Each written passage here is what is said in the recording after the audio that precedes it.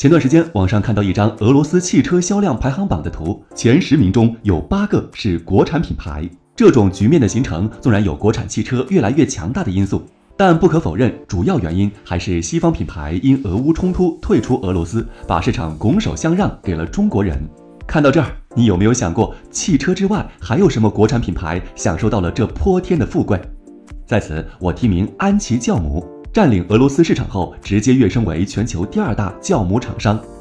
众所周知，俄罗斯有着约1.5亿的人口，且当地人爱吃面包，重达5斤的大列巴便是俄罗斯特色面包，对酵母的需求量很大。长期以来，俄罗斯的酵母市场都被科汉森、乐斯福、英联玛丽等欧洲豪强占据。咱国内的酵母厂商安琪酵母当然也想分一杯羹，早在2019年就在俄罗斯投产了酵母工厂。但压根儿竞争不过欧洲豪强，连年亏损，尤其2020年巨亏1.32亿。就当安琪酵母玩不下去，准备放弃俄罗斯市场的时候，俄乌冲突爆发了。西方听美国佬的话，发动一轮又一轮的制裁，3大酵母厂商也接连撤离。于是，偌大的俄罗斯酵母市场不费吹灰之力，突然间被安琪酵母独占了，原地扭亏为盈。更好玩的是，安琪酵母原本宣传自己亚洲第1大，世界第3大。独占俄罗斯市场后，人家立马把自己改成了世界第2大。OK， 这期视频，那咱们就来聊聊安琪酵母的故事，看它是如何把小小的酵母做到世界第2大的。酵母是一种肉眼看不见的微小单细胞微生物，在有氧和无氧环境下都能够存活，同时也是一种天然发酵剂，能将糖发酵成酒精和2氧化碳。17世纪，列文虎克通过显微镜发现了酵母，从此开启了人类科学利用酵母的历史。酵母有鲜酵母与干酵母之分，咱们日常生活中用到的基本是干酵母，其中又具体细分为活性干酵母与非活性干酵母。活性干酵母主要用于发酵面团和酿酒，比如和面的时候加入酵母，可以产生大量2氧化碳，增大面团体积变成发面，让做出来的馒头或面包疏松柔软。至于非活性干酵母，则主要用于直接食用、药用等。别看现在酵母是个非常常见的产品，价格超级低廉，但凡会做面食的家庭肯定都具备。但长期以来，中国酵母工业完全是空白的。准确地说，在上世纪80年代之前，咱们完全没有干酵母这一产品，面食发酵基本纯靠传统的老面发酵法。这在一个有着上亿人口把面食作为主食的国家，实在有点难以想象。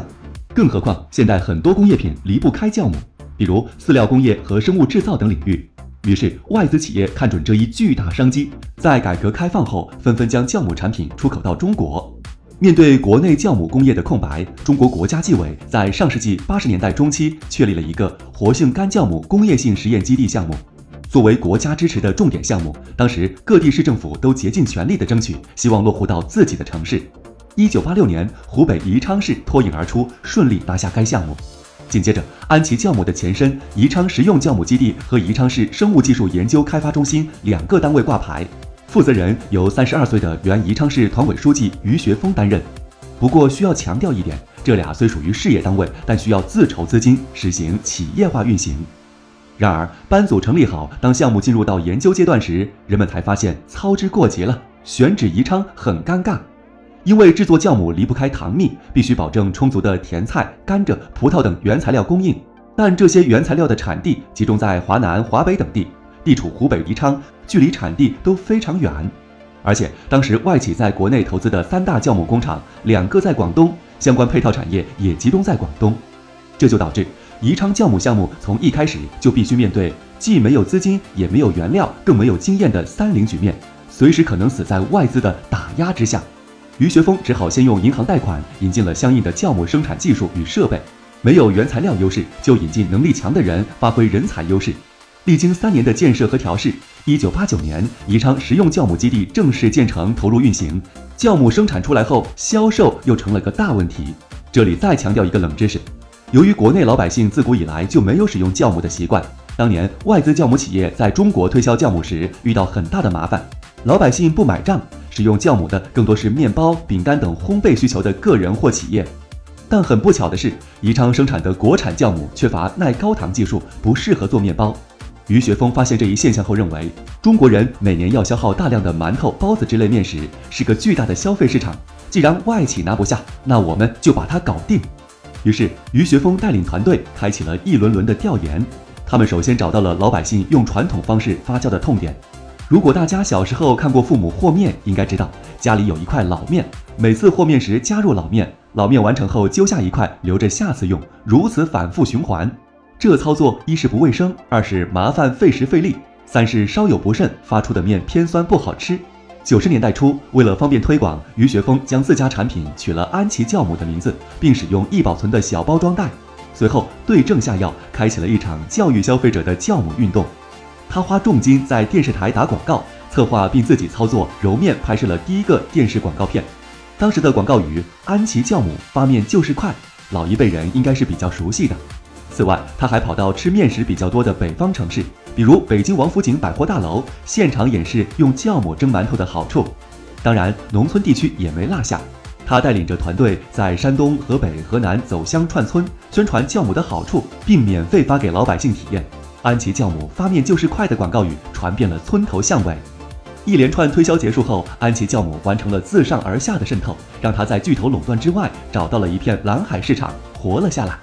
如果仅仅靠民用市场，安琪酵母不可能成长为今天的世界第2大酵母企业。90年代初，于学峰就在想办法开辟第2条赛道，这里就不得不提酵母的另一个重要用途了，即酿酒。然而，还是遇到了同样的问题，国内的酒厂千年来都用传统工艺酒曲酿酒，并不愿意改变。对此，于学峰采用老套路，先找痛点再推广。没想到还真给他找到了。传统工艺酿酒效率低，粮食消耗大，排放高，特别是夏季高温时还不能生产。于是，在1994年，安琪开发了耐高温的酿酒专用酵母，通过行业协会、国家科委的成果推广，顺利打开了市场。至此，安琪酵母凭借先发优势，依靠在传统面点酿酒行业的开疆拓土，迅速成为了国内规模最大的酵母企业。同时，通过口岸贸易，安琪酵母卖到了中亚多国，实现了中国酵母出海的壮举。随着实力越来越强，于学峰野心也越来越大。在1996年，提出了争做亚洲第1的目标。他找到全球最大的酵母公司乐思福寻求合作，但没想到对方直接拒绝，连工厂都不给参观。这让他痛下决心，发展才是硬道理。恰巧当时国内迎来了国企改革高峰期，各地并购风四起，都希望通过并购将国企做大做强。摆在于学峰面前的只有2条路：并购别人或被别人并购。当然，他选择了前者，先后收购兼并了阳光乳业、西陵酒厂、酿造厂等4家亏损国企。于1998年发起成立了湖北安琪酵母股份有限公司，组建了安琪集团。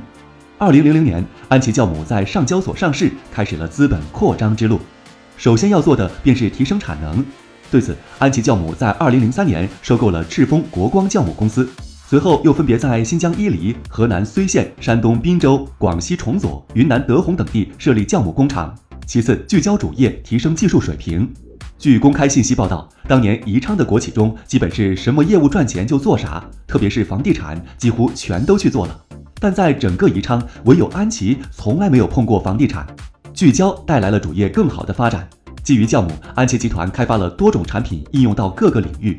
比如2001年开发出酵母提取物，应用到肉制品、调味品、休闲食品、速冻食品等食品行业加工中。2003年成立动物营养事业部，陆续推出了饲用高活性酵母、酵母水解物、酵母烯、酵母细胞壁等酵母源饲用产品，以及酵母应用技术，服务于畜禽、水产、反刍、特种养殖、宠物喂养等领域。此外，调味品、肥料、医药、化妆品等多个领域都有安琪酵母相对应的产品。